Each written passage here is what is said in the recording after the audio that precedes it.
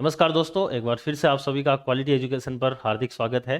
जैसा कि अपने राजस्थान आर्थिक समीक्षा 2022-23 की श्रृंखला चल रही है, उसी श्रृंखला के अंदर आज अपन जो लास्ट क्लास है, जो चैप्टर वाइज चल रही है, उसके ऊपर चर्चा करने वाले हैं। चैप्टर वाइज अपनी जो क्लास है, उसके अंतर्गत ही आज 8वें नंबर की जो क्लास है, लास्ट क्लास है अपनी आर्थिक समीक्षा की, और उसमें चैप्टर 9, 10 और 11 तीन चैप्टर की अपन चर्चा करेंगे।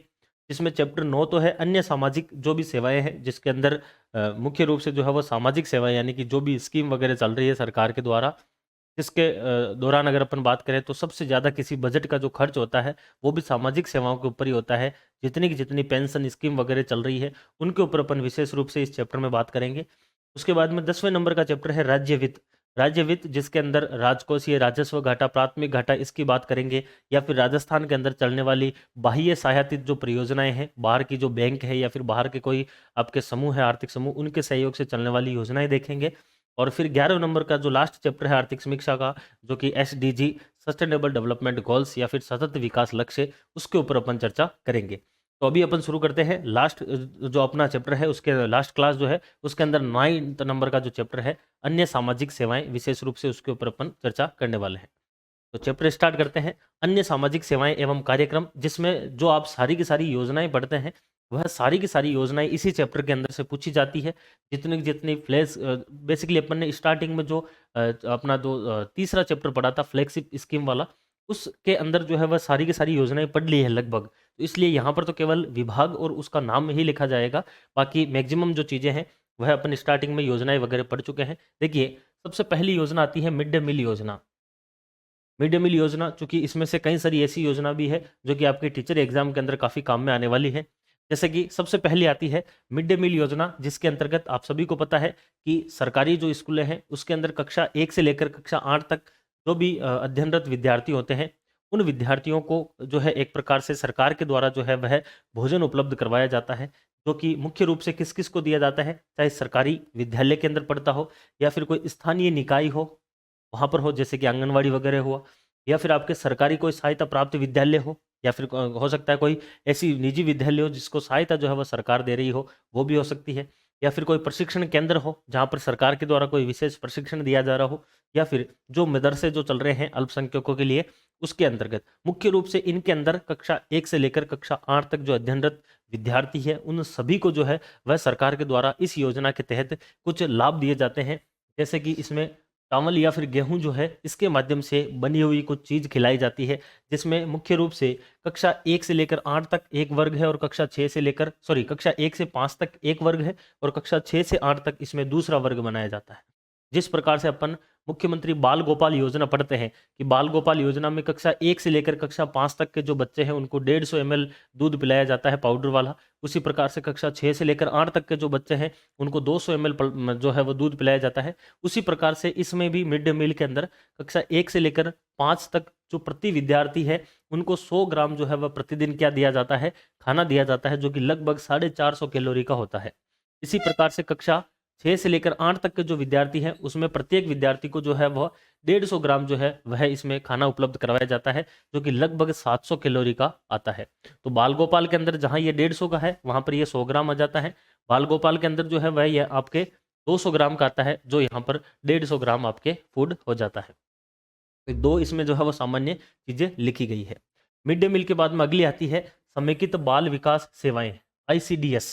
समेकित बाल विकास सेवाएं यानी कि बच्चों का एक प्रकार से सम्मिलित रूप से जो है वो विकास करने के लिए बहुत सारी योजनाएं चल रही है, उन उन योजनाओं को यहाँ पर उल्लेखित किया गया है।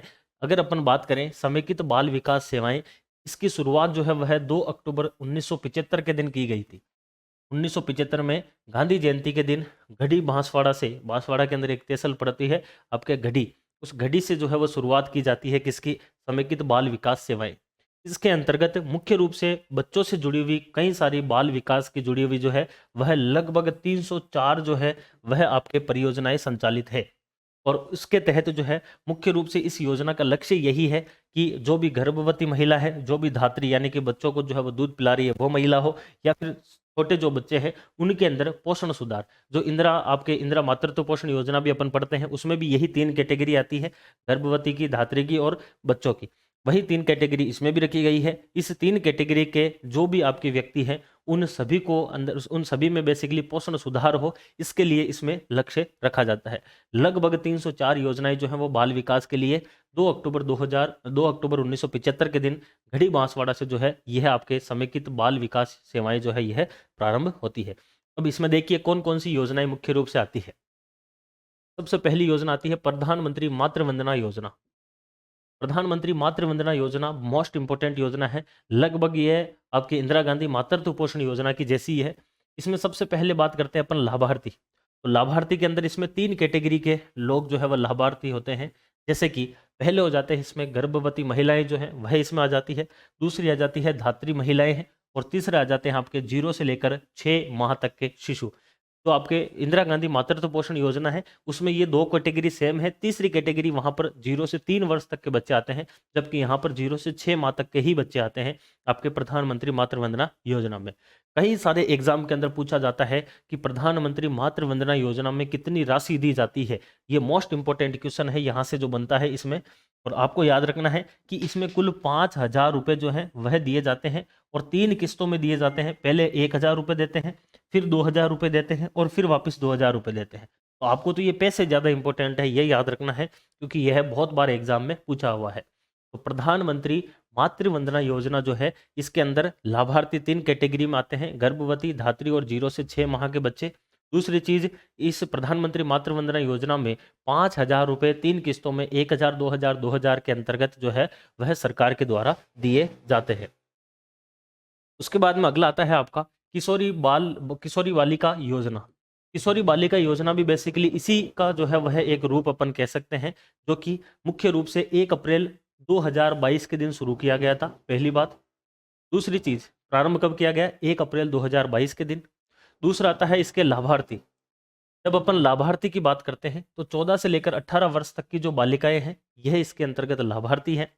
जब इसमें बात करते हैं कितने जिले शामिल है, तो 5 जिलों के अंदर जो है वह आपके किशोरी बालिका योजना शुरू की जाती है, जिसमें 12 जिला आता है, जो कि एक प्रकार से जनजातीय जिला है। इसके अंदर करौली जिला आता है, जैसलमेर जिला आता है, धौलपुर जिला आता है और सिरोही जिला आता है। इन 5 जिलों के अंदर शुरुआत में 14 से लेकर 18 वर्ष तक की जो बालिकाएं हैं उनको इस योजना में सम्मिलित किया जाता है। इस योजना का लक्ष्य क्या है? तो इसमें जो किशोरी बालिकाएं हैं उन बालिकाओं को सशक्त बनाना है और साथ साथ में उनको आत्मनिर्भर बनाना है। तो आने वाले एग्जाम के दृष्टिकोण से मेरे अनुसार यह योजना आपके लिए मोस्ट इंपोर्टेंट बनने वाली है, क्योंकि यहाँ से क्वेश्चन डायरेक्टली पूछा जाएगा आपको। किशोरी बालिका योजना, किशोरी बालिका योजना पहली चीज कब प्रारंभ होती है? 1 अप्रैल 2022, बिल्कुल इसी वित्त वर्ष की लेटेस्ट योजना है, इसलिए इंपॉर्टेंट है। दूसरा, इसके लाभार्थी जो है वो 14 से 18 वर्ष की बालिकाएं हैं। तीसरी चीज, इसमें कितने जिले सम्मिलित है? 5 जिले हैं। 12 जिला आ जाता है दक्षिण पूर्व से करौली है, पश्चिम से जैसलमेर है और बिल्कुल पूर्व से धौलपुर आ जाएगा और दक्षिण पश्चिम से सिरोही आ जाएगा। इन 5 जिलों में जो है यह योजना शुरू की जाती है। 14 से 18 वर्ष, 1 अप्रैल 2022, और बालिकाओं को एक प्रकार से सशक्त करना, उनको आत्मनिर्भर करना, इस योजना का लक्ष्य रखा गया है। अगली योजना आती है इंदिरा गांधी मातृत्व पोषण योजना। वैसे इसकी चर्चा अपन पहले भी कर चुके हैं। इंदिरा गांधी मातृत्व पोषण योजना जो है, इस योजना का लक्ष्य क्या है? तो सुपोषित राजस्थान विजन 2022, ये तो इसका जो है एक प्रकार से टैगलाइन रखी गई है, या फिर अपन कह सकते हैं इसका लक्ष्य रखा गया है कि संपूर्ण राजस्थान जो है उसको सुपोषित कर देना है, अच्छा उसको पोषण मिलना चाहिए, ये इसका लक्ष्य रखा जाता है। इसके लिए जो लाभार्थी है वो 3 कैटेगरी आती है, जो मैंने बताई थी। प्रधानमंत्री मातृ वंदना योजना में भी गर्भवती महिला है और इंदिरा गांधी मातृत्व पोषण में भी है। वहां पर भी जो है वह धात्री जो है वह आती है, महिलाएं यहाँ पर भी आ जाती है। वहां पर 0 से 6 माह के बच्चे आते हैं, जबकि यहाँ पर 3 वर्ष तक के बच्चे आते हैं इंदिरा गांधी मातृत्व पोषण योजना में। वहां पर भी 5,000 रुपए दिए जाते हैं और यहाँ पर भी जो है वह आपके 6,000 रुपए दिए जाते हैं, और वह 5 चरणों में, वहां पर है 3 चरणों में। 2 चीजें ध्यान रखनी है। प्रधानमंत्री मातृ वंदना योजना के अंदर जो है वह 5,000 रुपए 3 चरणों में दिए जाते हैं, जबकि इंदिरा गांधी मातृत्व पोषण योजना में 6,000 रुपए 5 चरणों में दिए जाते हैं। यह योजना जो है वो 19 नवंबर 2020 के दिन शुरू होती है। 5 जिलों में इसको शुरुआत की जाती है, लेकिन पिछले वाले बजट के अंदर इसको राजस्थान के सभी 33 जिलों के अंदर इसको शुरू कर दिया जाता है। वापस देख लेना है। इंदिरा गांधी मातृत्व पोषण योजना सुपोषित राजस्थान विजन 2022 के तहत गर्भवती महिलाएं, धात्री महिलाएं और अगर बात करें अपन 3 वर्ष तक के बच्चे, उनको पोषण प्रदान करने के लिए 19 नवंबर 2022 के दिन राजस्थान के 5 जिले डूंगरपुर, बांसवाड़ा, प्रतापगढ़, उदयपुर, बारां के अंदर इसे शुरू करते हैं। पिछले बजट में संपूर्ण राजस्थान में इसको शुरू कर दिया जाता है और इस योजना के तहत 5 चरणों में 6,000 रुपए दिए जाते हैं, जो कि सबसे इंपॉर्टेंट क्वेश्चन बनता है। ठीक है, अगला आता है आपके बाल अधिकारिता विभाग। बाल अधिकारिता विभाग के द्वारा एक योजना चलाई जाती है जिसको बोलते हैं क्रेच स्कीम। देखिए, एक दो एग्जाम के अंदर पूछी हुई है क्रेच स्कीम, ज़्यादा इंपॉर्टेंट नहीं है। क्रेच स्कीम का मतलब है कि ऐसी महिलाएं जो कि काम करती हो कहीं ऑफिस के अंदर या फिर किसी, मान लो कि किसी फैक्ट्री के अंदर कहीं पर भी, तो ऐसी महिलाओं के जो बच्चे हैं उन बच्चों को ध्यान रखने के लिए जब तक वो काम करेगी, उनके लिए, उन बच्चों के लिए एक योजना शुरू की जाती है जिसको क्रेच स्कीम कहा जाता है। ये योजना बेसिकली किसकी है? भारत सरकार की योजना है। और योजना का लक्ष्य क्या है कि जो भी कामकाजी महिलाएं हैं उन महिलाओं के बच्चे, कौन से बच्चे? 6 महीने से लेकर 6 साल तक के, उन बच्चों का ध्यान रखने के लिए डे केयर सुविधा, यानी कि दिन में उनका ध्यान रखने के लिए जब तक वो काम कर रही है, एक योजना शुरू की जाती है क्रेच स्कीम। तो केवल इतना सही क्वेश्चन आता है, क्रेच स्कीम का संबंध किससे है? तो कामकाजी महिलाएं जो हैं उनसे संबंधित है, उनके बच्चों का ध्यान रखने के लिए है, 6 महीने से 6 वर्ष तक के बच्चों के लिए है। ठीक है, ये योजना एक इसमें आ जाती है। अगला आता है अपना सामाजिक न्याय एवं अधिकारिता विभाग। मोस्ट इंपोर्टेंट जो है यह आपका आता है। अगर इसकी अपन बात करें, मोस्ट इंपोर्टेंट क्यों? क्योंकि यहाँ से राजस्थान के अंदर अगर सबसे ज्यादा कोई योजनाएं चल रही है तो वह आपके किसकी चल रही है? सामाजिक न्याय एवं अधिकारिता विभाग की चल रही है। अभी थर्ड ग्रेड भर्ती के अंदर लेवल 2 साइंस मैथ के अंदर क्वेश्चन पूछा गया था कि कौन सी योजना आपके सामाजिक न्याय एवं अधिकारिता विभाग की नहीं है। अभी देख लेना आप कौन कौन सी है, कम से कम 10-15 में गिनाई दूंगा, इसमें ही आएगी। देखिए, सबसे पहली योजना आती है उत्तर मैट्रिक छात्रवृत्ति योजना। इनमें जो इंपॉर्टेंट है वो अपन देख लेंगे और जो यहाँ पर केवल नाम लिखा हुआ है हो सकता है वो अपन ने पहले फ्लैगशिप के अंदर देख ली है। तो उत्तर मैट्रिक छात्रवृत्ति योजना जो है वह पहली योजना आती है। दूसरी आती है आपके अंबेडकर डीबीटी वाउचर योजना। आप सभी को पता है कि जो बच्चे हैं, एक प्रकार से अपन कह सकते हैं कि जिन बच्चों के अगर आर्थिक रूप से जो कमजोर बच्चे हैं, उन बच्चों को एक प्रकार से आवासीय सुविधा देने के लिए जो है वो अंबेडकर डीबीटी वाउचर योजना चलाई गई थी। मुख्यमंत्री कन्यादान योजना, ये भी अपन फ्लैगशिप में पढ़ चुके हैं, जिसको सहयोग एवं उपहार के नाम के जो है वो शुरू की गया था आपके मुख्यमंत्री कन्यादान योजना। इंदिरा गांधी राष्ट्रीय वृद्धावस्था पेंशन योजना, ये एक पेंशन आती है, पेंशन स्कीम है, वो भी इसी के द्वारा है। इसके अलावा आती है इंदिरा गांधी राष्ट्रीय विधवा पेंशन योजना। इंदिरा गांधी राष्ट्रीय विधवा पेंशन योजना 7 अक्टूबर 2009 के दिन ये शुरू की जाती है योजना। इस योजना का लाभ जो है वो 4 कैटेगरी में दिया जाता है। अगर विधवा आपके 40 से 45 वर्ष तक की है तो उसको 500 रुपये मिलते हैं। अगर वह 55 से 60 वर्ष तक की है तो उसको 750 रुपये मिलते हैं।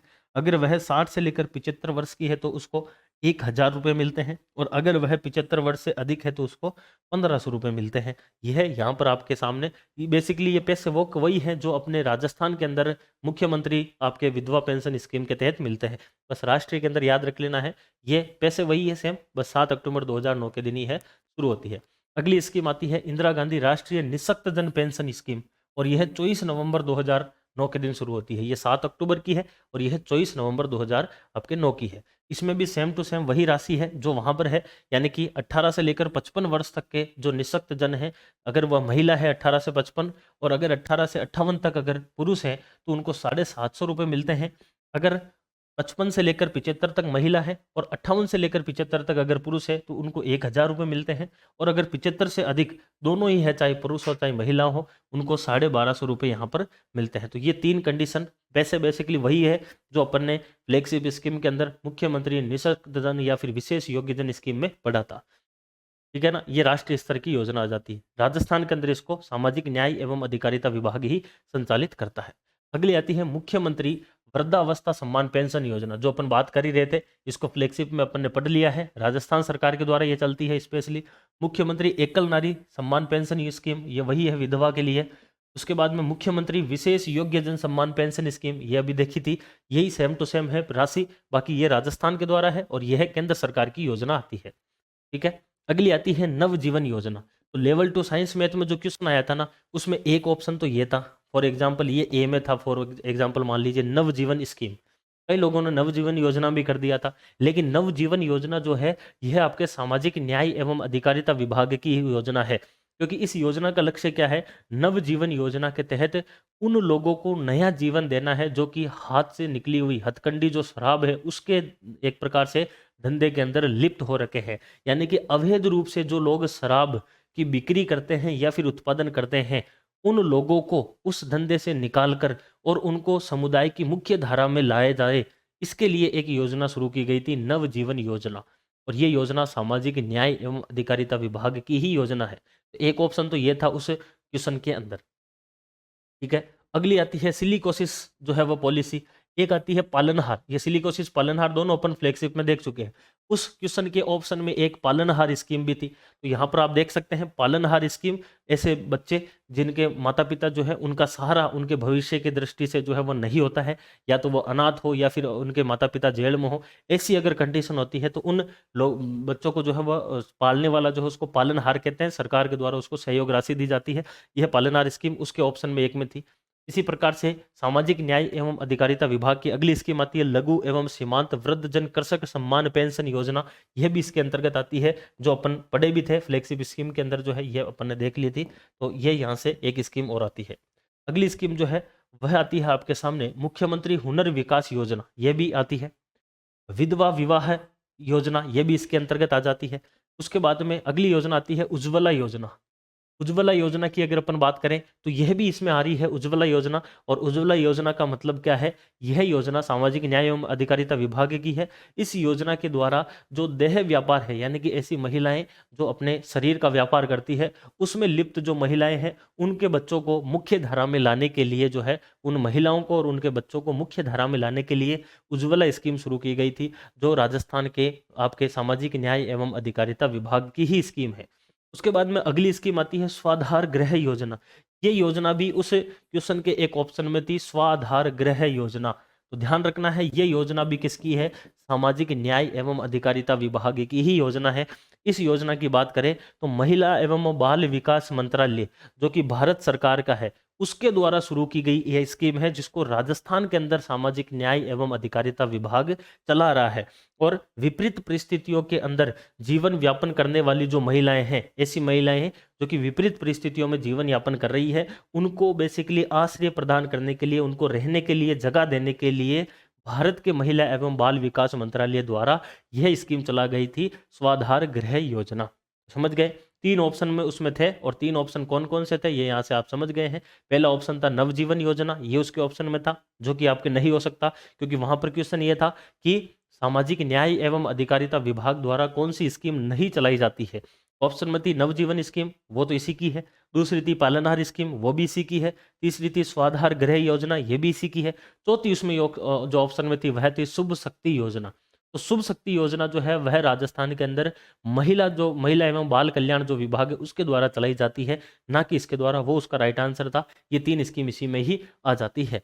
अगली स्कीम आती है आपके सामाजिक न्याय एवं अधिकारिता विभाग की, वह आती है मुख्यमंत्री कोरोना सहायता योजना। ये स्कीम भी अपन ने देख ली थी। बेसिकली दो कैटेगरी के अंदर इस स्कीम को लागू किया जाता है। कोरोना सहायता एक तो विधवाओं को भी दी जाएगी और कोरोना सहायता एक अनाथों को भी दी जाएगी। तो जो इसमें देख लेना, दो कंडीशन आती है। कोविड-19 के अंदर अनाथ एवं जो विधवा है उन दोनों को सहायता देने के लिए जो है ये स्कीम चालू की जाती है। स्कीम की शुरुआत होती है 25 जून 2021 के दिन। कब होती है? 25 जून 2021 के दिन।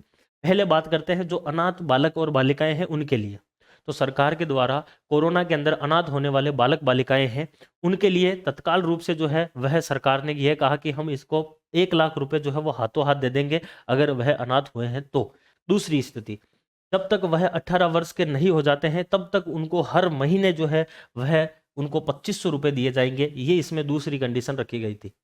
तीसरी इसमें कंडीशन रखी गई थी कि जब तक वह 18 वर्ष के होंगे तब तक उनको हर वर्ष उनके एक प्रकार से कपड़ों के लिए, उनके एक प्रकार से कहने का मतलब जो भी उनके सामान्य सामग्री, स्वेटर है कि कपड़े है कि जूते हैं कि, उनके लिए उनको 2000 रुपये हर वर्ष दिए जाएंगे जब तक वह 18 वर्ष के हो जाएंगे। और जैसे ही वह 18 वर्ष के हो जाएंगे उनके बाद में सरकार के द्वारा वापस उनको एक बार और कितने रुपए दिए जाएंगे? तत्काल से 5 लाख रुपए दिए जाएंगे। तो वापस समझ सकते हो, जो भी बालक बालिकाएं अनाथ हुई है उन सभी को 25 जून 2021 के दिन शुरू होने वाली मुख्यमंत्री कोरोना सहायता योजना के तहत 1 लाख रुपए तत्काल, 18 वर्ष तक 2500 रुपए की एक प्रकार से कह सकते हैं पेंशन, उसके बाद में 2000 रुपए वार्षिक और 18 वर्ष पूर्ण होने पर 5 लाख रुपए एक साथ दिए जाएंगे। विधवाओं के लिए क्या क्या किया गया था, तो जो विधवाएं थी उनके भी लगभग सेम टू सेम यही था। 1 लाख रुपए उनको तत्काल रूप से दिए जाएंगे, पहली कंडीशन। जो पैसे जो है वह आपके अनाथ को 2500 दिए जा रहे थे, उसकी जगह पर उस विधवा को मासिक रूप से 1500 रुपए दिए जाएंगे। लेकिन अगर उस विधवा के अगर बच्चे हैं, चाहे 1 हो, चाहे 2 हो, चाहे 3 हो, उस विधवा के अगर बच्चे हैं तो उन बच्चों की उम्र जब तक 18 वर्ष नहीं हो जाती है तब तक उस विधवा को 1000 रुपए और अलग से दिए जाएंगे। तो फिर उसके लिए भी अगर बच्चे हैं तो 25 हो ही गए। और विधवा के जो बच्चे हैं उन बच्चों के लिए 18 वर्ष तक जो है वह वापिस वही वार्षिक 2000 रुपए दिए जाएंगे, जो वहां पर भी दिए जा रहे हैं। अगली स्कीम जो है वही सामाजिक न्याय एवं अधिकारिता विभाग के तहत आती है, मुख्यमंत्री अनुप्रीति कोचिंग योजना। ये अपन ने फ्लैगशिप में देख ली थी। और एक योजना आती है गाड़िया लोहार भवन निर्माण अनुदान सहायता योजना। जो भी गाड़िया लोहार होते हैं उन सभी के भवन निर्माण के लिए जो है वह सरकार के द्वारा पैसे दिए जाते हैं इसी विभाग के द्वारा। तो इतनी सारी स्कीम है जो सामाजिक न्याय एवं अधिकारिता विभाग की है। जो क्वेश्चन कैसा आया था वो भी मैंने आपको बता दिया था। अगला आता है महिलाओं के सशक्तिकरण के लिए कौन सी स्कीम चलाई जा रही है सरकार के द्वारा। तो देखिए, महिला सशक्तिकरण के लिए जो है वह सरकार द्वारा एक योजना चलाई जा रही है, मुख्यमंत्री राजश्री योजना। मोस्ट इंपोर्टेंट योजना है। इस स्कीम के तहत आपको क्वेश्चन जो है वो कई बार पूछा जाता है और कई बार जो है वह इसमें केवल और केवल क्या पूछी जाती है, राशि पूछी जाती है।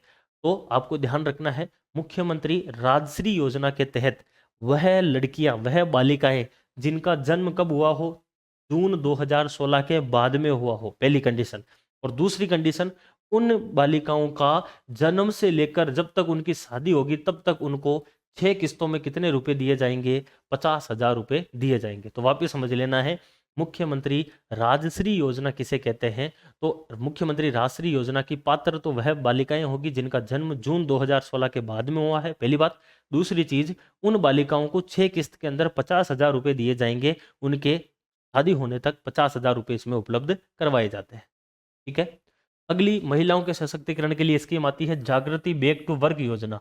ये आपके क्वेश्चन पूछा गया था, L2 इंग्लिश के अंदर पूछा गया था अभी जब 3rd ग्रेड के एग्जाम हुआ था उसमें। और जागृति बैक टू वर्क योजना का मतलब क्या है, यानी कि ऐसी महिलाएं जो कि कोरोना काल के अंदर जो भी उनके काम धंधे से जिनसे वो जुड़ी हुई थी, अगर उनसे उनका एक प्रकार से कह सकते हैं कि वो छूट गया है उनका काम, तो उनको वापस बैक टू वर्क यानी कि उनके काम के प्रति वापस उनको जो है उनका जो है वो काम एक प्रकार से कह सकते हैं काम के साथ जो है उनका वापस जुड़ाव करने के लिए सरकार के द्वारा जागृति बैक टू वर्क योजना शुरू की गई है। जिसमें मुख्य रूप से यही है कि कामकाजी और व्यवसायिक क्षेत्र में प्रशिक्षित जो भी महिलाएं हैं जो कि काम करती थी पहले, उन महिलाओं को उनकी शादी के बाद में परिवार संभालने के लिए या फिर कोई और कारणों जैसे कोरोना जैसी स्थिति आ गई हो या फिर शादी के कारण अगर वो है उस काम धंधे को छोड़ दी हो, तो उन महिलाओं को वापस जो है वह उनको रोजगार दिलाने के लिए वर्क फ्रॉम होम यानी कि उनके घर से ही वो उस काम को कर दे, ऐसी सुविधा देने के लिए जो है वह जागृति बैक टू वर्क योजना शुरू की गई है।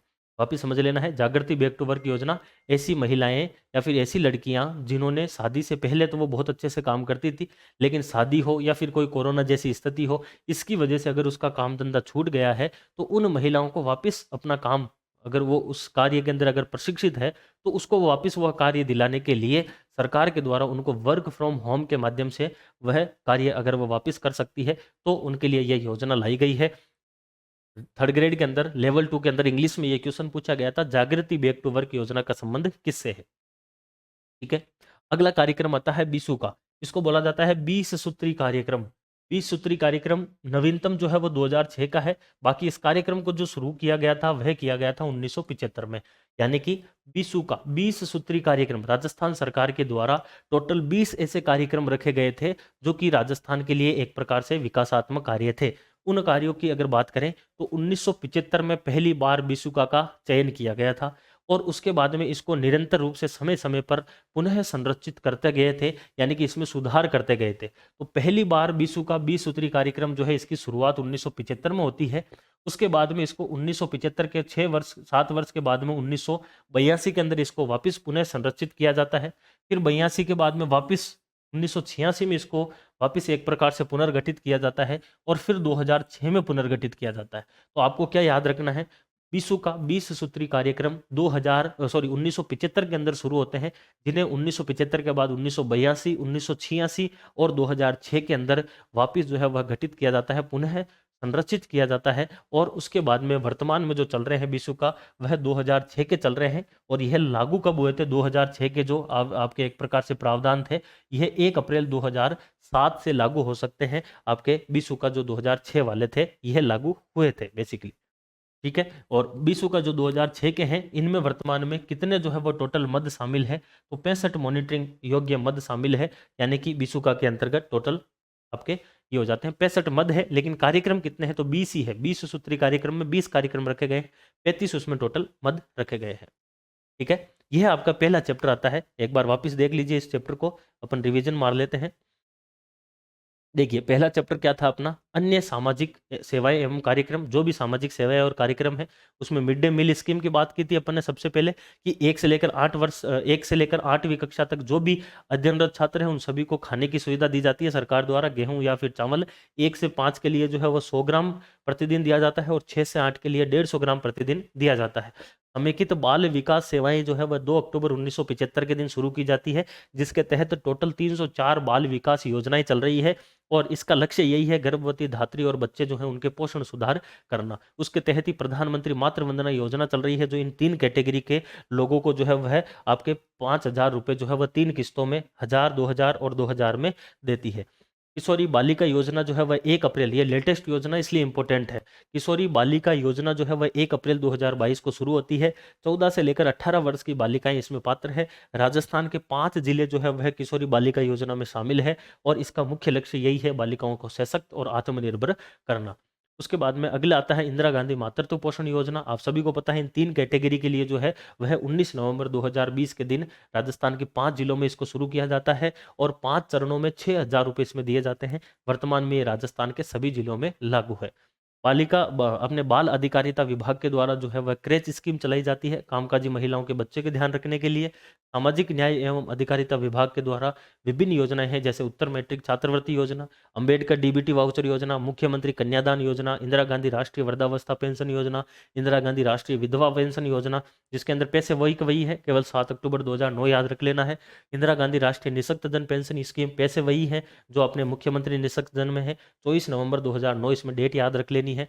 मुख्यमंत्री वृद्धावस्था पेंशन, एकल नारी विशेष योग्य जन नवजीवन स्कीम याद रखना है। जो भी शराब के धंधे के अंदर शामिल है, उनको मुख्य धारा में लेके आना है, ये इसमें आता है। सिलिकोसिस पॉलिसी, पालनहार स्कीम, लघु एवं सीमांत जो वृद्धजन किसान उनकी सम्मान पेंशन स्कीम, मुख्यमंत्री हुनर विकास योजना, विधवा विवाह जो है उसके लिए उपहार योजना, ये याद रख लीजिए। थोड़ा सा ये मैंने बताया भी नहीं था। जो भी विधवा है, उनके अगर पुनर्विवाह हो रहा है, तो उसके लिए सरकार के द्वारा 51,000 रुपए दिए जाते हैं। विधवा विवाह के पुनर्विवाह के लिए, अगर विधवा का पुनर्विवाह हो रहा है, तो उसके लिए सरकार द्वारा 51,000 रुपए दिए जाते हैं। ये मोटा मोटा याद रख लीजिए। उज्ज्वला स्कीम जो है, देह व्यापार में जो भी महिलाएं शामिल हैं, उनके बच्चों को या महिलाओं को मुख्य धारा में लाने के लिए उज्ज्वला स्कीम है। स्वाधार गृह योजना, ऐसी महिलाएं जो कि एक प्रकार से मतलब बहुत ही कठिन परिश्रम या फिर कठिन परिस्थितियों के अंदर, विपरीत परिस्थितियों में अपना जीवन यापन कर रही है, उनको आश्रय प्रदान करने के लिए सरकार द्वारा स्वाधार गृह योजना स्कीम शुरू की गई है। मुख्यमंत्री कोरोना सहायता विधवाओं के लिए और बच्चों के लिए 25 जून 2021 के दिन शुरू की जाती है। बच्चों के लिए इसमें 1 लाख तत्काल, 25 रुपये मासिक और 2,000 रुपये वार्षिक, और 5 लाख रुपये 18 वर्ष पूर्ण होने पर। विधवाओं के लिए जो है वो 1 लाख रुपये तत्काल, 1,500 रुपये मासिक, 1,000 रुपये अगर बच्चे हैं तो मासिक, और 2,000 रुपये उनके बच्चों के लिए जो है वह दिए जाते हैं वार्षिक। मुख्यमंत्री अनुप्रीति कोचिंग, गाड़िया लोहार भवन निर्माण अनुदान सहायता योजना, ये कुछ योजनाएं जो है वह आपके सामाजिक न्याय एवं अधिकारिता विभाग की आती है। उसके बाद में महिला सशक्तिकरण के लिए मुख्यमंत्री राजश्री स्कीम आती है, जिसके तहत जून 2016 के बाद में जन्म लेने वाली बालिकाओं को सरकार के द्वारा जो है वह 6 किस्तों के अंदर टोटल 50,000 रुपए दिए जाते हैं। जागृति बैक टू वर्क स्कीम, ऐसी महिलाएं जो कि शादी से पहले बहुत अच्छा काम करती थी, किसी कार्य के अंदर प्रशिक्षित थी, किसी काम के अंदर जुड़ी हुई थी, उन महिलाओं को शादी के बाद में या फिर किसी विपरीत परिस्थिति के बाद में जो है उनको वापस अपने कार्य के प्रति एक प्रकार से जागृति पैदा करना, या फिर उनको वर्क फ्रॉम होम के माध्यम से वो कार्य करवाना के लिए सरकार के द्वारा जागृति बैक टू वर्क स्कीम शुरू की गई। 20 सूत्री कार्यक्रम बीसू का जो है ये 1975 में आता है। उसके बाद में 1982, 1986, 2006 में इसको पुनः संरचित किया जाता है। वर्तमान के अंदर 2006 वाले जो है वह 1 अप्रैल 2007 से लागू होते हैं और 65 जो है वो इसमें मॉनिटरिंग मद शामिल कर रखे हैं। अब अगला चैप्टर आता है राज्य वित्त एवं विकास के अन्य संसाधन, जिसके अंदर आपको 1-2 क्वेश्चन ऐसे हैं जो हर एग्जाम के अंदर मिलते ही मिलते हैं। इस चैप्टर के अंदर से ये मानकर चलिए 1 से 2 क्वेश्चन तो 100% श्योर है। जहां पर आर्थिक समीक्षा से अगर 5 क्वेश्चन आएंगे तो वहां पर इस चैप्टर में से 1 से 2 क्वेश्चन आने की पूरी संभावना है। क्योंकि इसमें से देखिए कौन कौन सी क्वेश्चन, राज्य वित्त के अंदर अपन राजस्थान के जो भी घाटे लगते हैं राजकोषीय की है कि भाई आपके राजस्व घाटा है, प्राथमिक घाटा है, वो पढ़ जाते हैं। दूसरी चीज विकास के अन्य संसाधन, यहाँ से आपको बाह्य सहायतित स्कीम जो चल रही है राजस्थान में वो पूछी जाती है। तो सबसे पहले अपन स्टार्ट करते हैं यहाँ पर इस चैप्टर के अंदर। सबसे पहले आता है आपका राजकोषीय प्रबंधन। राजकोषीय प्रबंधन ये मोस्ट इंपोर्टेंट है। यहाँ पर आपके सामने कुछ आंकड़े लिखे हुए हैं, वो सबसे ज्यादा पूछे जाते हैं एग्जाम में। सबसे पहला आता है राजकोषीय घाटा। आप सभी को बता दूं, राजकोषीय घाटा अपन ने बजट में भी पढ़ा था, राजकोषीय घाटा यहाँ पर भी पढ़ने हैं। दोनों में अंतर क्या है, वहां पर जो राजकोषीय घाटा था, चूंकि बजट 2022-23 के लिए था, सॉरी 2023-24 के लिए बजट था, तो इसका मतलब जहां जो वहां पर राजकोषीय घाटा बताया गया था वह 2023-24 के लिए घाटा बताया गया था। जबकि यहाँ पर जो आपके राजकोषीय आपकी जो आर्थिक समीक्षा है ये 2022-23 की है और इसके अंदर जो है वह आपके घाटा बताया गया है, ये 2021-22 का घाटा बताया गया कि 2021-22 में हमारे इतना घाटा लगा।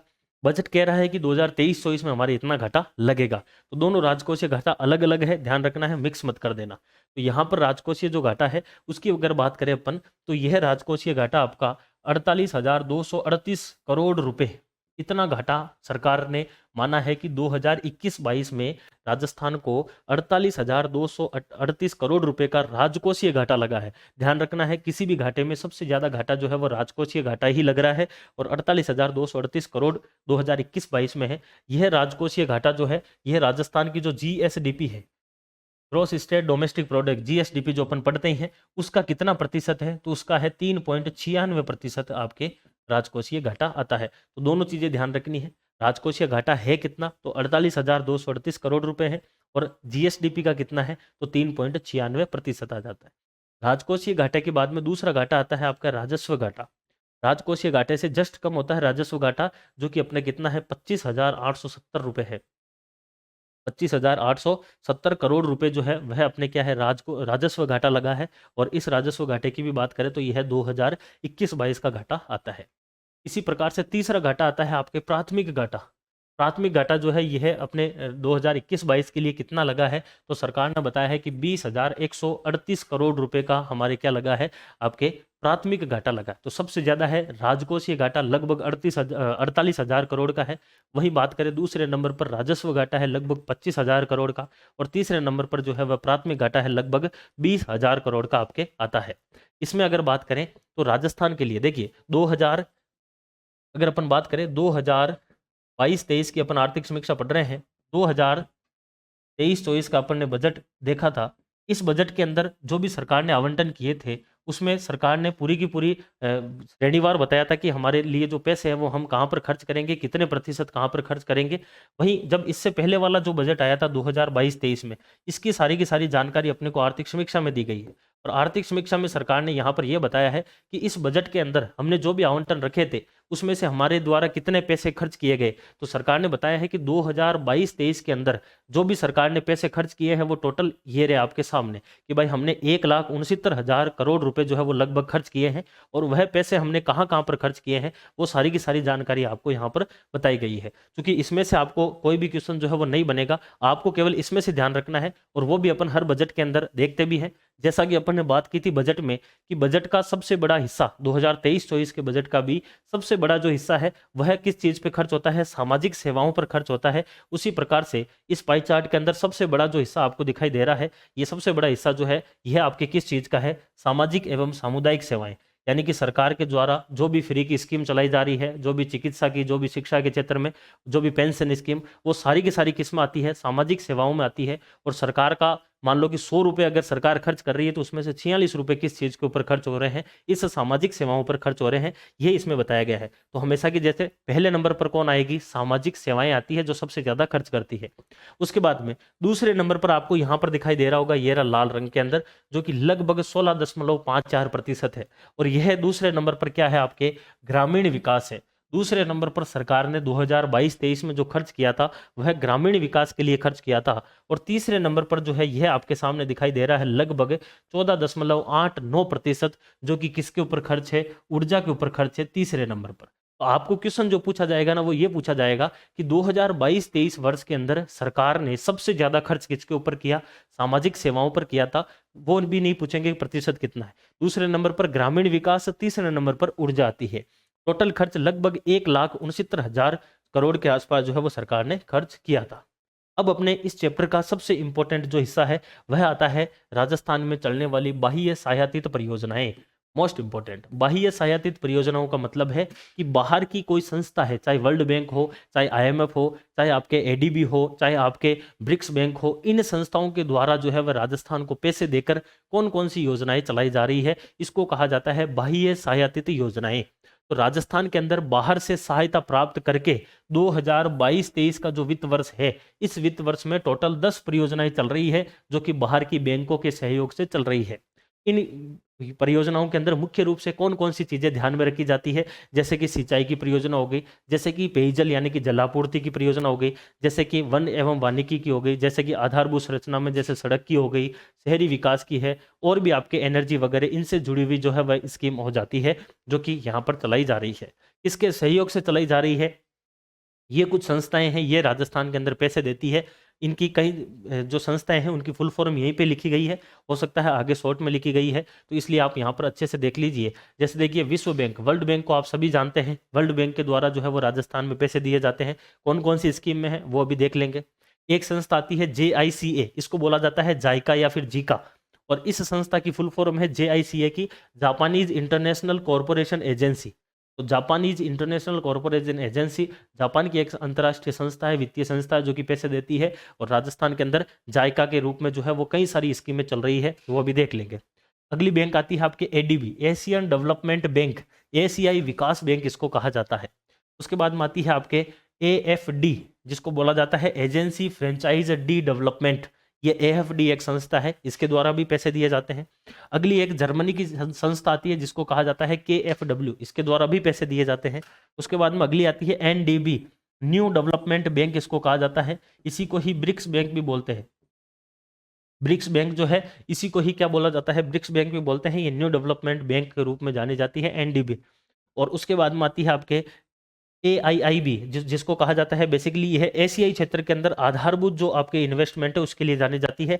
Asian infrastructure investment bank, AIIB इसको कहा जाता है, इसके द्वारा भी इसमें पैसे दिए जाते हैं। तो ये कुछ संस्थाएं हैं जिनके द्वारा राजस्थान के अंदर इन क्षेत्रों के अंदर जो है वो पैसे दिए जाते हैं।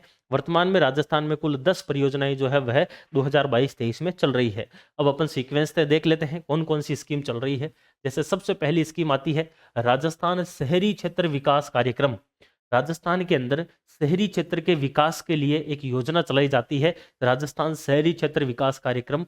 इस योजना के अंदर जो पैसे देने वाली संस्था है, देखो सीधी सी बात यही है, आपको जो एग्जाम में क्वेश्चन पूछा जाएगा, पिछली बार SI के हर शिफ्ट में क्वेश्चन पूछा गया था, तीनों के तीनों में, यहाँ से भी मैं बता देता हूँ आपको जो क्वेश्चन पूछा जाता है, आपको डायरेक्टली ये नाम लिखा हुआ मिलेगा क्वेश्चन में। जैसे मान लो पूछ लिया कि राजस्थान शहरी क्षेत्र विकास कार्यक्रम किसके सहयोग से चलाया जा रहा है, मेनली आपको यही नाम याद रखना है कि कौन सी स्कीम है और किसके सहयोग से। तो राजस्थान जितने के जितने शहरी क्षेत्र के कार्य है, देखो एक ट्रिक बता देता हूँ छोटी मोटी, कहीं याद आ जाए तो, जितने के जितने शहरी क्षेत्र के कार्य हैं उसके अंदर पैसे देती है ADB, एशियन डेवलपमेंट बैंक ही पैसे देती है शहरी क्षेत्र के लिए। जितने भी आपके वन के जुड़े हुए टॉपिक हो, या फिर आपके वानिकी से जुड़े हुए टॉपिक हो, या फिर आपके जल से जुड़े हुए टॉपिक हो, इन सभी में ही जो पैसे है वह जायका देती है या फिर जीका देती है। इसी प्रकार से कोई भी विकास का कार्य हो, कोई भी विकासात्मक कार्य हो, उसके अंदर जो पैसे देती है वह आपके विश्व बैंक देती है। मोटा मोटा अगर याद रख लो ऐसे, तो आपके जो है वहां पर अनुमान लगाने के लिए थोड़ा सा आसान रहेगा। तो शहरी क्षेत्र के लिए जितनी स्कीम है ADB देगी, वन वानिकी या फिर जल के लिए है जायका देगी, विकास से जुड़ा हुआ अगर कोई मुद्दा है तो विश्व बैंक देती है। जैसे राजस्थान शहरी क्षेत्र विकास कार्यक्रम, शहरी क्षेत्र आ गया, एडीबी आ जाएगी। राजस्थान के 5 शहरों के अंदर कौन सी स्कीम चल रही है? राजस्थान शहरी क्षेत्र जो है वह विकास कार्यक्रम चल रही है, जिसके अंतर्गत टोंक जिला शामिल है, श्री गंगानगर शामिल है, इसके अलावा झुंझुनू, इसके अलावा पाली, इसके अलावा भीलवाड़ा। इन 5 शहरों को शामिल कर रखा है एडीबी ने। किस कार्यक्रम के तहत? राजस्थान शहरी क्षेत्र विकास कार्यक्रम। दूसरी स्कीम अगली आती है राजस्थान मध्यम नगरीय क्षेत्र विकास कार्यक्रम। देखिए बात किस चीज की हो रही है? नगर की बात हो रही है। नगर या फिर शहर के लिए कौन आएगा? एडीबी आएगी। तो एशियन डेवलपमेंट बैंक के द्वारा राजस्थान मध्यम नगरीय क्षेत्र विकास कार्यक्रम स्कीम चलाई जा रही है। इसके समय की बात करें तो 2021 से लेकर 2027 तक ये योजना चलने वाली है। टाइम बहुत कम पूछते हैं आपको, या तो पूछते हैं कि किसके सहयोग से चल रही है या फिर योजना का विस्तार या क्षेत्र क्या है। तो यह राजस्थान के 14 शहरों में चल रही है। जिस प्रकार से राजस्थान के अंदर नगरीय क्षेत्र विकास एडीबी के सहयोग से 5 शहरों में चल रही है, उसी प्रकार से मध्यम नगरीय क्षेत्र विकास जो है वह एडीबी के सहयोग से 14 शहरों में चल रही है। तीसरी स्कीम आती है राजस्थान राज्य राजमार्ग निवेश कार्यक्रम। अब देखो राज्य राजमार्ग, अब राजमार्ग का मतलब क्या हो गया? शहरी क्षेत्र।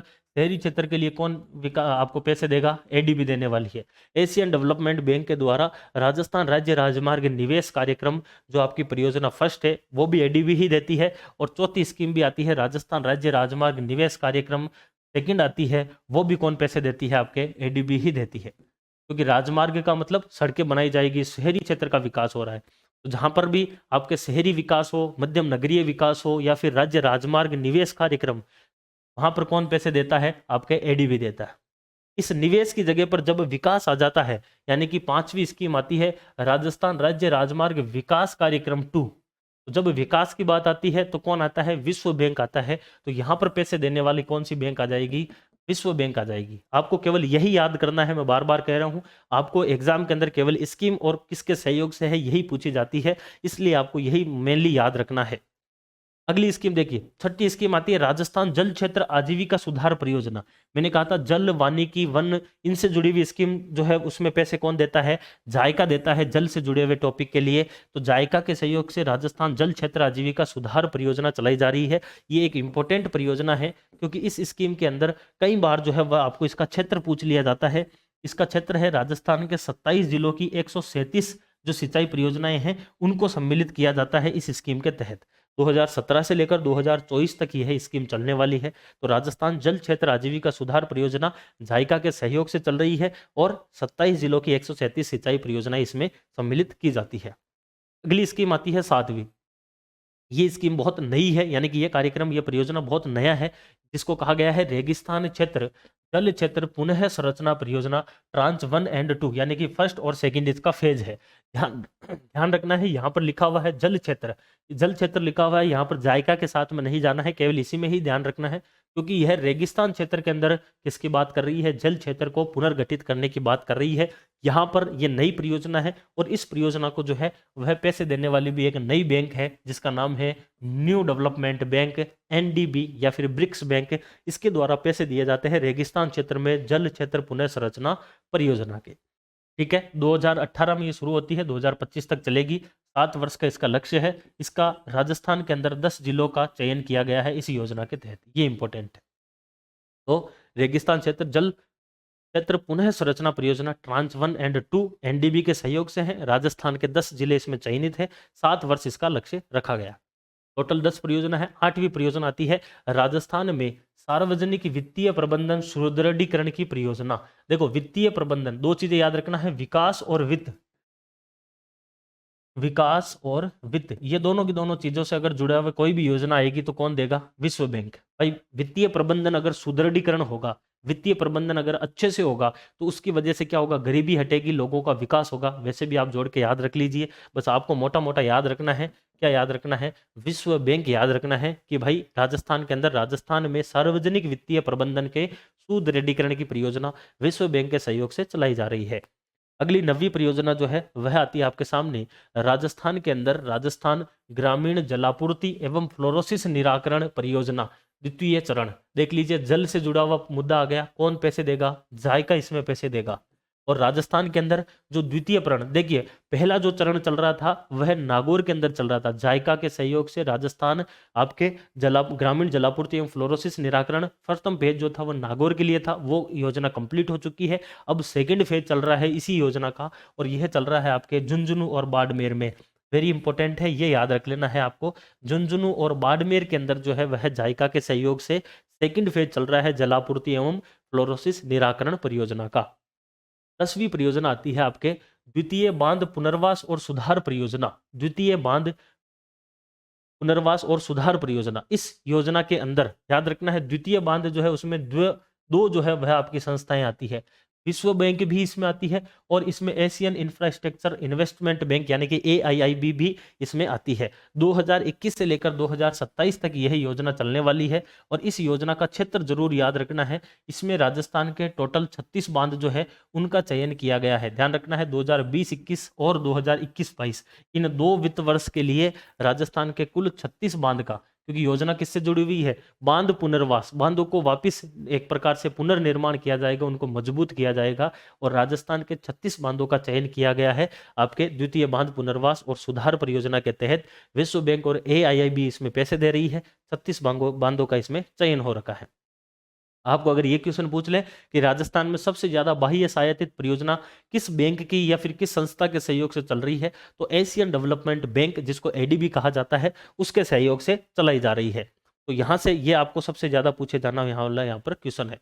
ये यहाँ से नया चैप्टर है, एक बार वापिस अपन जो अपना पुराना चैप्टर है उस चैप्टर को वापिस एक बार रिविजन मार लेते हैं।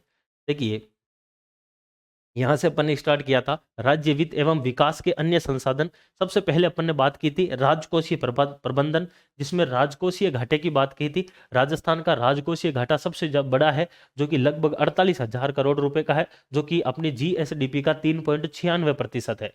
वहीं दूसरे नंबर पर राजस्व घाटा आता है जो कि लगभग 25,000 करोड़ का है, और तीसरे नंबर पर प्राथमिक घाटा आता है जो कि लगभग 20,000 करोड़ का आता है। इसी प्रकार से राजस्थान के अंदर 2022-23 में कुल जो आपका व्यय किया गया था वह 1,69,000 करोड़ के आसपास किया गया था, जिसमें सबसे बड़ा हिस्सा जो है वो सामाजिक सेवाओं का था, दूसरे नंबर पर ग्रामीण विकास और तीसरे नंबर पर ऊर्जा का क्षेत्र आता है।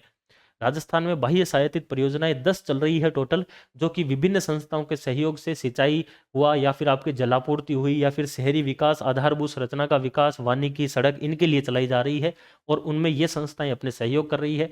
10 योजनाओं में राजस्थान शहरी क्षेत्र विकास ADB के सहयोग से चल रही है 5 शहरों में। राजस्थान में मध्यम नगरीय क्षेत्र विकास ADB के सहयोग से चल रही है 14 शहरों में।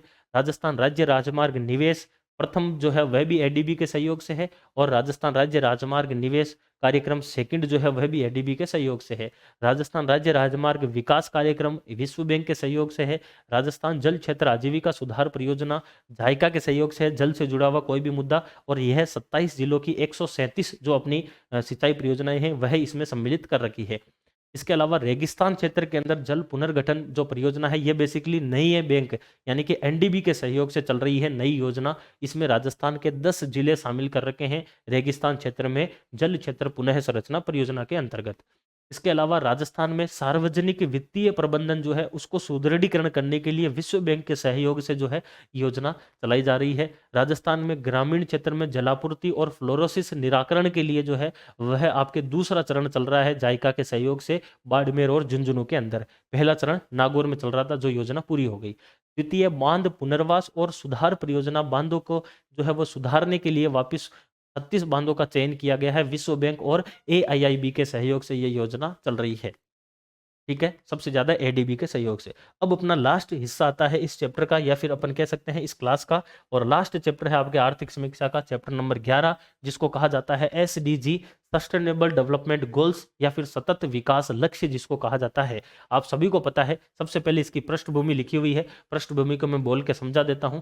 पृष्ठभूमि यही है, सतत विकास लक्ष्य या फिर सस्टेनेबल डेवलपमेंट गोल्स ऐसे विकास लक्ष्य जिसके अंतर्गत, या फिर आपको अगर पूछा जाता है कि सतत विकास क्या है, सतत विकास का मतलब होता है कि एक ऐसा विकास जिसके अंदर आप वर्तमान के जो भी चीज़ों का उपयोग कर रहे हैं या उपभोग कर रहे हैं, उन चीज़ों का आप तो साथ-साथ में उपभोग कर रहे हैं विकास के लिए, लेकिन इस प्रकार से आपको विकास करना है कि उन संसाधनों का जो है वह आने वाली पीढ़ी के लिए भी वह बच के रह सके, उनको कहा जाता है सतत विकास लक्ष्य या फिर सतत विकास। यानी कि ऐसा विकास जिस विकास के अंदर जो आपके वर्तमान में संसाधन है, उन संसाधनों का उपयोग करते हुए भविष्य की पीढ़ी के लिए भी अगर आप उन संसाधनों को संजो के रखते हैं या फिर एक प्रकार से संरक्षित रखते हैं, तो इस प्रकार के आपके विकास को सतत विकास कहा जाता है।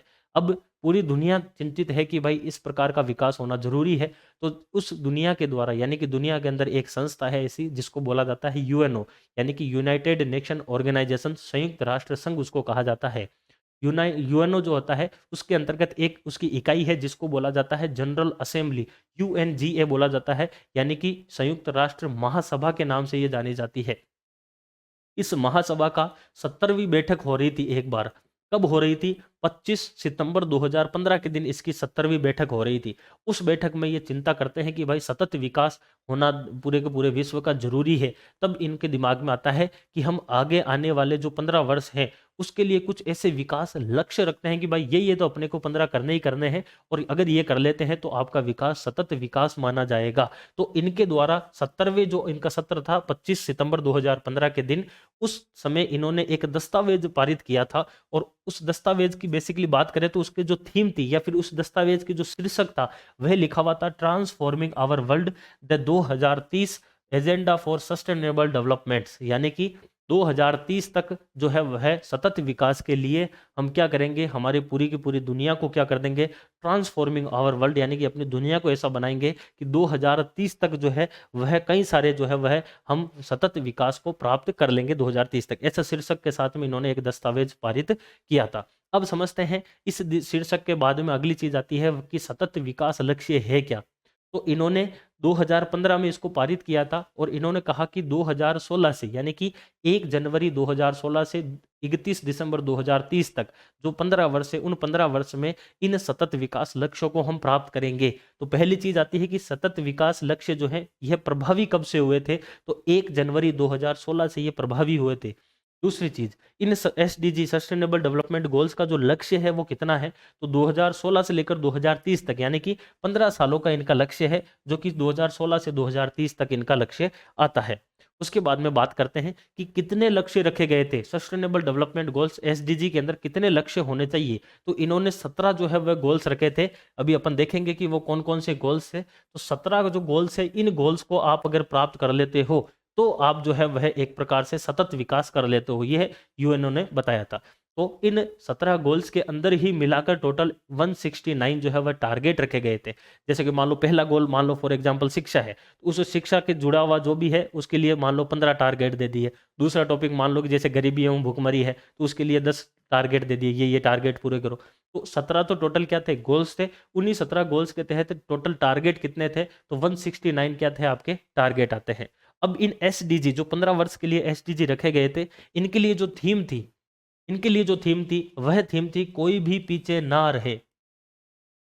ठीक है ना, जिस प्रकार से अपने इंदिरा रसोई योजना की है कोई भी भूखा ना रहे, उसी प्रकार से कोई भी पीछे ना रहे, यह एसडीजी की क्या है, थीम है। लिविंग नो वन बिहाइंड, या फिर कोई भी पीछे ना रहे, यह एसडीजी की क्या रखी गई है, आपके थीम रखी गई है।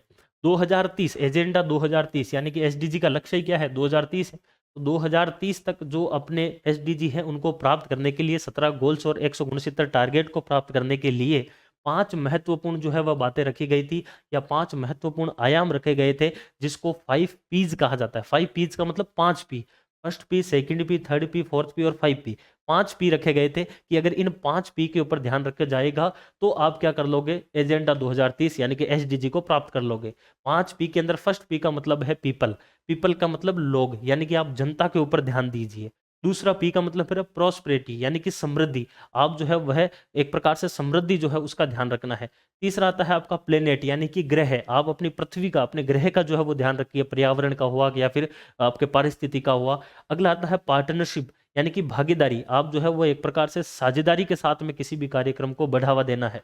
और लास्ट आता है पीस यानी कि शांति, अगर विश्व में शांति रहेगी तो विकास बहुत जल्दी होगा। जिस प्रकार से यूक्रेन रसिया का युद्ध हो रहा है, या फिर भारत पाकिस्तान की, भारत चीन की परिस्थितियां हैं, या फिर आपके अगर बात करें तो जो मिडिल ईस्ट वाला जो एरिया है, जो इजराइल वाला है, वहाँ पर जो है एक प्रकार से जंग की परिस्थितियाँ बनी हुई रहती है, तो वहाँ पर कैसे इन लक्ष्यों को प्राप्त करेंगे। तो इन 5 पीस के ऊपर अगर ध्यान दिया जाता है तो आप जो है वह एजेंडा 2030 यानी कि एसडीजी को प्राप्त कर लेंगे। उस 5 पीस का याद रख लेना है। आरएस मेंस के अंदर जो है वह आपको पूछा जा सकता है एजेंडा 2030, या फिर ये भी पूछा जा सकता है 5 पीस 2 नंबर के अंदर। तो 5 पीस का मतलब है पीपल, प्रॉस्पेरिटी, प्लेनेट, पार्टनरशिप और पीस। ये 5 पी की यहाँ पर बात होती है। ठीक है। अगला आता है कि 2000, देखिए 2016 से 2030 तक 15 वर्षों का जो है वह एसडीजी का 17 गोल और 169 टारगेट का लक्ष्य रखा जाता है। लेकिन यहाँ पर इंपॉर्टेंट चीज क्या है कि 2016 से हम 2020 तक तो पहुंच गए। अब 2021, क्योंकि अभी तो 2023 चल रहा है, 2021 के अंदर जो यूएनजीए था यानी कि संयुक्त राष्ट्र महासभा थी, उसने 2021 में यह कहा कि 2021 से लेकर 2030 तक का जो ये 10 वर्ष है, ये 10 वर्ष चूंकि आखिरी वर्ष है, क्योंकि 2030 में तो एसडीजी का टाइम ही पूरा हो जाएगा, तो इन 10 वर्षों को हम बहुत ही बेहतरीन तरीके से यानी कि बहुत ही अच्छे से इसको चलाना चाहते हैं। यानी कि किस प्रकार से चलाना चाहते हैं कि हम यहाँ पर पूरी तरह से कार्यवाही करेंगे। इस वजह से इस 10 वर्षों को कार्यवाही दशक यानी कि डिकेड ऑफ एक्शन के रूप में जो है वह घोषित कर दिया गया। तो 2021 से 2030 तक का जो टाइम है, इसको डिकेड ऑफ एक्शन या फिर अपन कह सकते हैं कार्यवाही दशक के रूप में घोषित कर दिया गया। अब देखिए सतत विकास लक्ष्य टोटल कितने हैं, 17 गोल्स है, और टोटल टारगेट कितने हैं, 169 है, वह आपके सामने बताए गए हैं। क्योंकि यहाँ से क्वेश्चन आपको डायरेक्टली नहीं पूछा जाता है, आप जब आरएस में पढ़ते हैं तो आरएस मेंस में वैसे इनको अच्छे से पढ़ना पड़ता है। जैसे कि देखिए सबसे पहला जो गोल्स है वह है गरीबी का अंत। गरीबी का अंत के लिए कितने टारगेट रखे गए हैं, 7 टारगेट रखे गए। ये टोटल टारगेट है, इनको अगर जब आप लास्ट में जोड़ोगे तो इधर तो 17 गोल्स आ जाएंगे और इधर 169 टारगेट आ जाएंगे, वह आप देख लेना। देखिए सबसे पहला है गरीबी का अंत, जिसमें 7 टारगेट रखे गए हैं।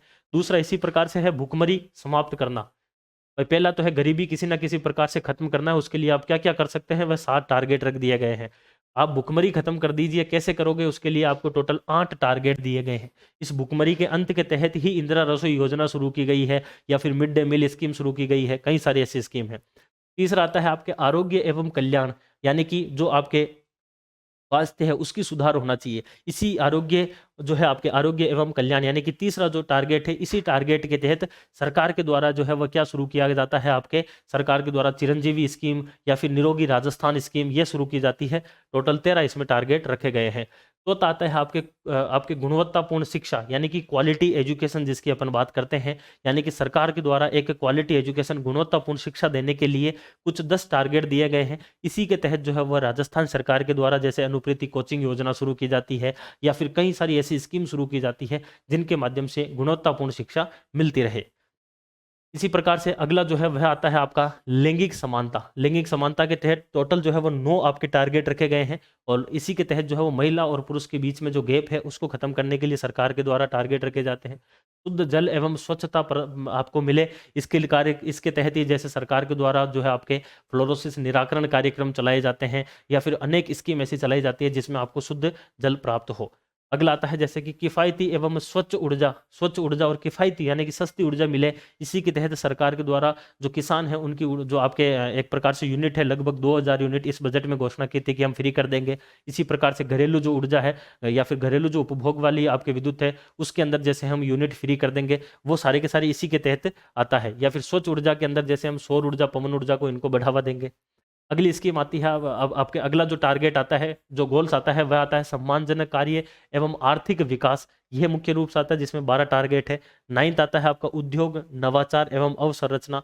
10वां जो है वह आपके आ जाता है इसके अंतर्गत असमानताएं जो है उसके अंदर कैसे ना कैसे प्रकार से कमी लेकर आना, ये इसमें आता है।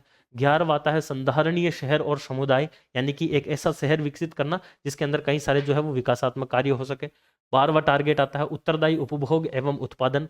इसी प्रकार से 13वां आता है जलवायु कार्यवाही, यानी कि क्लाइमेट के लिए आपको कार्य करना है। 14वां आता है आपके जल के अंदर जीवन, यानी कि जल जो है उसको भी आपको अच्छा बनाना है। भूमि के ऊपर जीवन, ये भी आ जाता है 15वें नंबर का। 16वां आता है शांति, न्याय एवं सुदृढ़ संस्थाएं। और आपके 17वां जो लास्ट गोल्स है इसके अंदर वह आता है लक्ष्यों के लिए भागीदारी, यानी कि जो इसमें 5 पीज के अंदर भी आपके आता है पार्टनरशिप, यानी कि भागीदारी आपको बढ़ाना है इन लक्ष्यों को प्राप्त करने के लिए। अब देखिए अगली चीज आती है आपके, वह आती है एसडीजी इंडिया इंडेक्स।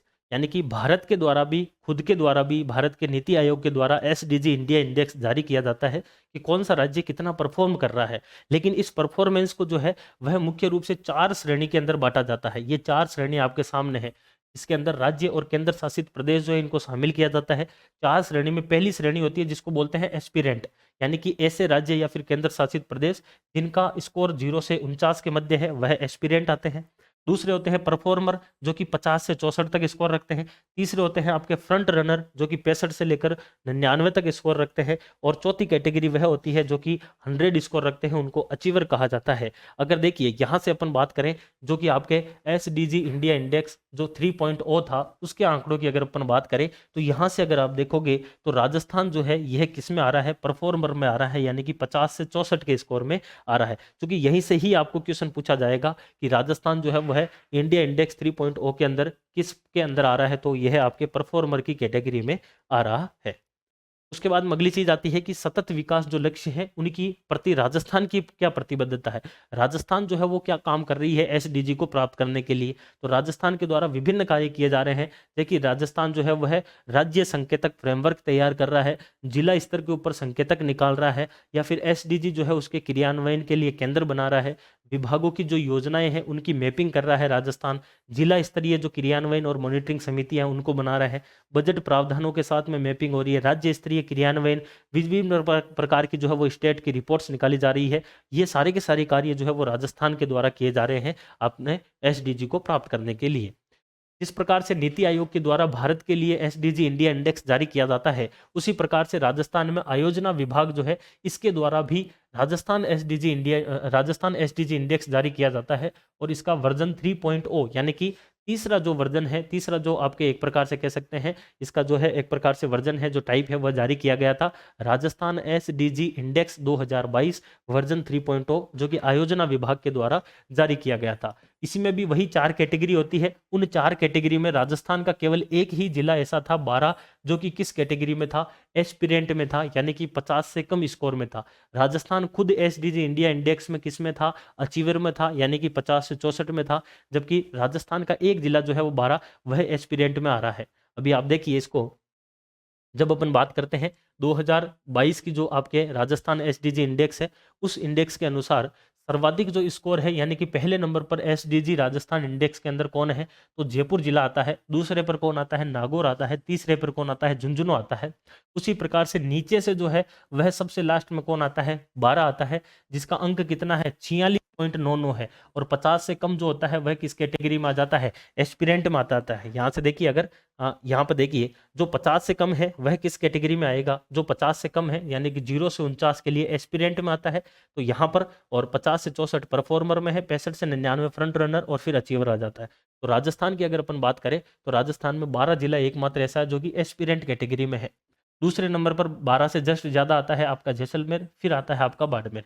तो राजस्थान का जो औसतन स्कोर है वह कितना है, 57.58 आपके आ जाता है। और राजस्थान खुद जो है वो किस कैटेगरी में है, 57 के स्कोर के साथ में आपके अचीवर की कैटेगरी में है। लेकिन राजस्थान का एक जिला 12 ऐसा है जो कि एस्पिरेंट की कैटेगरी में आता है। आपके एग्जाम में क्वेश्चन पूछा जाता है, वह डायरेक्टली पूछा जाता है राजस्थान एसडीजी इंडेक्स जो है 2022 या फिर 3.0, उसमें पहले नंबर पर कौन है, आपको याद रखना है जयपुर सबसे ज्यादा स्कोर रखता है राजस्थान एसडीजी इंडेक्स 2022 में।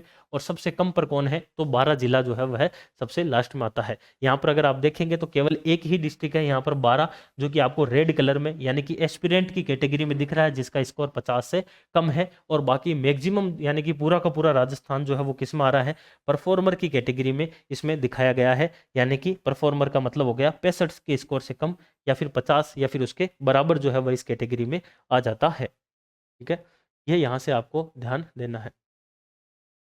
अच्छा, मैंने एक चीज यहां पर गलत बोल दी थी, राजस्थान जो है वो परफॉर्मर की कैटेगरी में है, बेसिकली अचीवर में नहीं है। यहाँ पर है राजस्थान, आप करना वहां पर। मैंने अगर अचीवर बोला है तो वो गलत है, क्योंकि अचीवर का मतलब है 100 वाले तो कोई भी नहीं है पूरे भारत में ही।